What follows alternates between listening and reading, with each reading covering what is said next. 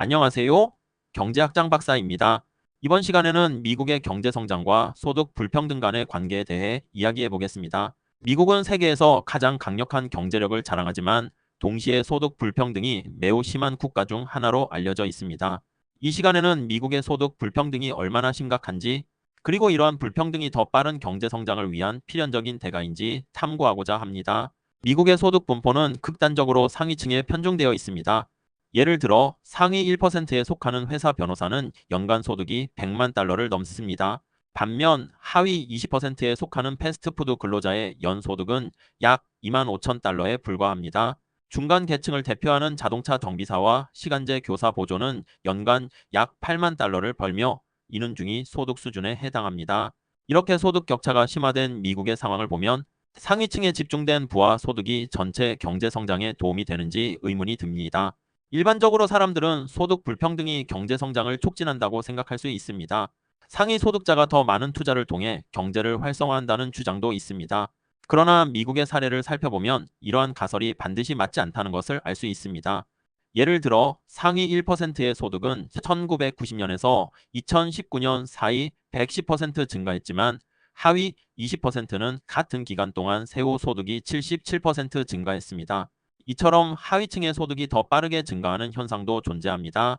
또한 2010년대 후반의 긴밀한 노동시장 덕분에 패스트푸드 근로자와 같은 저소득층의 소득이 크게 증가했습니다.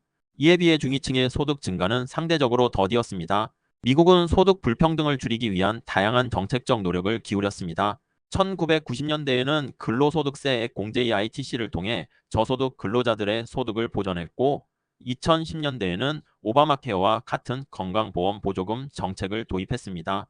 이러한 정책들은 하위 계층의 실질 소득을 증가시키는데 기여했으며 일정 부분 소득 불평등을 완화하는 역할을 했습니다. 그러나 불평등이 너무 높아지면 이는 장기적으로 경제 성장에 부정적인 영향을 미칠 수 있습니다. 상위층이 지나치게 많은 자원을 독점하게 되면 경제 전반에서 혁신이나 생산성 향상이 저해될 가능성이 있습니다.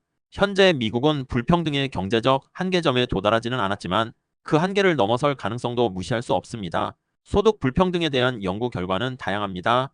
경제학자 토마 피케티와 에마니엘 사에즈, 가브리엘 추크먼은 세후 소득 불평등이 급격히 증가했다고 주장하는 반면 제럴드 아우튼과 데이비드 스플린터는 훨씬 더 완만한 증가를 보인다고 말합니다. 또한 소득 불평등 외에도 부의 불평등 역시 중요한 문제로 부각되고 있습니다. 특히 많은 추정치들이 한부모 가정의 미래 사회보장연금 가치를 간과하고 있는 점도 고려해야 합니다. 미국의 빠른 경제 성장과 소득 불평등 사이의 관계는 복잡합니다. 일부 불평등은 경제 성장에 기여할 수 있지만 지나친 불평등은 장기적으로 경제를 해칠 수 있습니다. 지금까지 살펴본 바에 따르면 미국은 아직 불평등의 경제적 임계점을 넘지 않았지만 그에 가까워지고 있는지도 모릅니다. 그렇다면 미국은 더 큰 불평등 없이도 경제 성장을 지속할 수 있을까요? 이 질문에 대한 답은 앞으로의 정책과 사회적 변화에 달려 있을 것입니다. 감사합니다.